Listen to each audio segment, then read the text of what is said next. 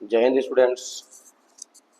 इस वीडियो में हम लोग जैक के द्वारा 9th क्लास का 6 मार्च के दिन जो एग्जाम लिया गया था उसका हम लोग आंसर की देखने वाले हैं साइंस का। ठीक है, जल्दी से हम लोग देखेंगे फटाफट।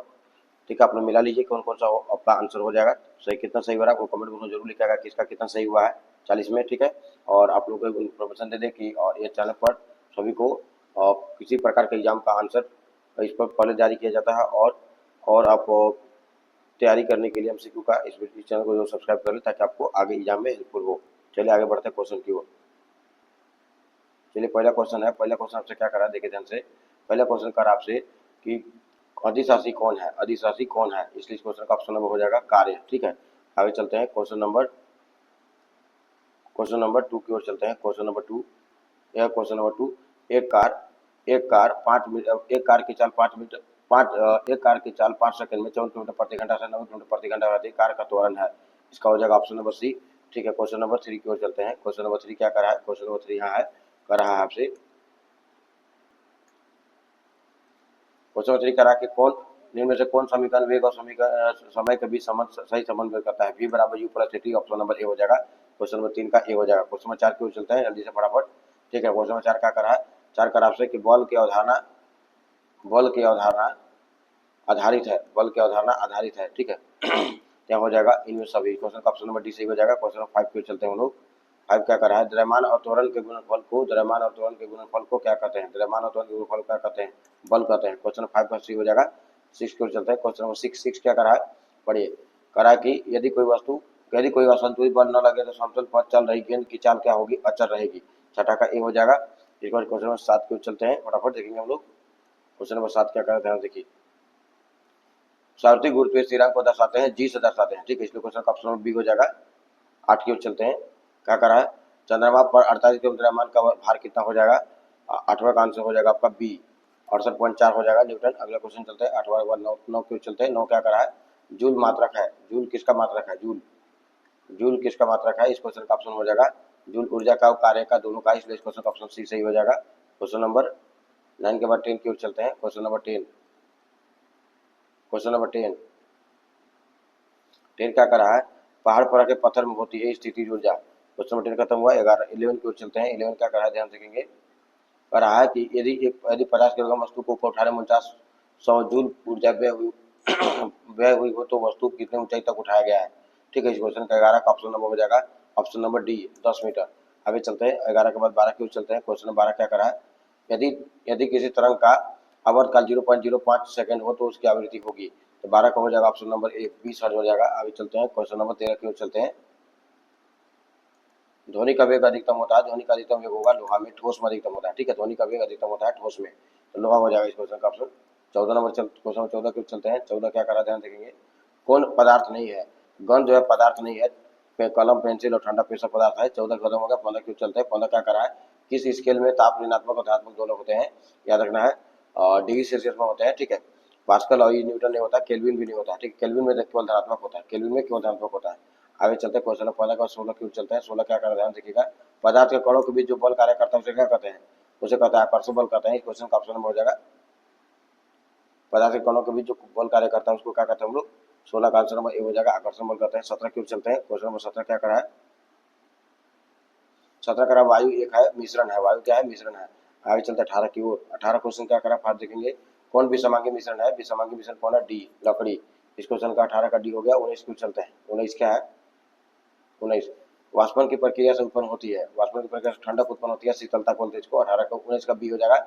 20 की ओर चलते हैं। 20 क्या करा है, 20 करा कि निम्न में कौन एक परमाणु है, आर्गन एक परमाणु है। आगे चलते हैं 19 का 20 का डी हो जाएगा ऑप्शन नंबर डी, 44 दिल्ली। ठीक है, 21 करा परमाणु अविभाज्य किसने कहा था, जॉन डाल्टन ने कहा था परमाणु सिद्धांत में। ठीक है, 21 का ए हो जाएगा। 22 की ओर चलते हैं।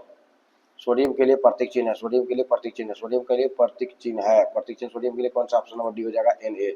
ठीक है, 22 के बाद 23 की ओर चलते हैं फटाफट। 23 क्या करा है, 3 मोल H2O का द्रव्यमान है, 54 ग्राम है। ठीक है, अगला क्वेश्चन चलते हैं। 23 का ऑप्शन नंबर सी हो जाएगा। 24 को चलते हैं। क्वेश्चन 24 क्या करा है, परमाणु के दूसरे कोष में अधिकतम कितने इलेक्ट्रॉन भरते हैं, तो 8 इलेक्ट्रॉन भरते हैं। 8 पहला इलेक्ट्रॉन भरता है, पहला कोष में 2 भरता है। ठीक है, दूसरा में 8 भरता है। ठीक है, तीसरा की ओर चलते हैं। 24 के बाद 25 की ओर चलते हैं। 25 क्या करा फटाफट देखिए। 25 आपका करा है, यदि किसी तत्व का परमाणु के बाह्यतम कोष में 6 इलेक्ट्रॉन है तो उसकी संरचना कितनी हो जाएगी, 2 हो जाएगी। 25 का बी हो जाएगा। 26 को चलते हैं, 26 क्या करा आपसे, सोडियम आयन का इलेक्ट्रॉनिक विन्यास है तो 2 8 हो जाएगा, 26 का सी हो जाएगा। 27 को चलते हैं, 27 जीव द्रव्य को क्या करते हैं, जीव द्रव्य कहते हैं जीव कोशिका द्रव्य केंद्र द्रव्य दोनों को। 27 का सी हो जाएगा। 28 को चलते हैं फटाफट, 28 क्या करा फटाफट देखेंगे। 28 कोशिका का पावर हाउस किसको कहते हैं, कोशिका का पावर हाउस कहते हैं किसको, माइटोकॉन्ड्रिया को, जिसको कहते हैं माइटोकॉन्ड्रिया को। ठीक है, अगला 29 चलते हैं। क्वेश्चन 29 क्या करा है, निम्न में से कौन अजीवित पदार्थ है, कौन अजीवित है, कौन जीवित नहीं है। मैं तो कोशिका भित्ति इसमें अजीवित पदार्थ है। ठीक है, क्वेश्चन 29 का हो जाएगा बी, 29 का हो जाएगा बी। 30 की ओर चलते हैं।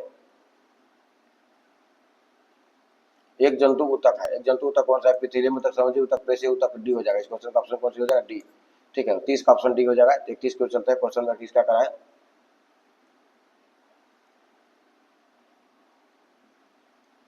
31 का रहा है कि रक्त के तरल भाग को क्या कहते हैं, प्लाज्मा कहते हैं।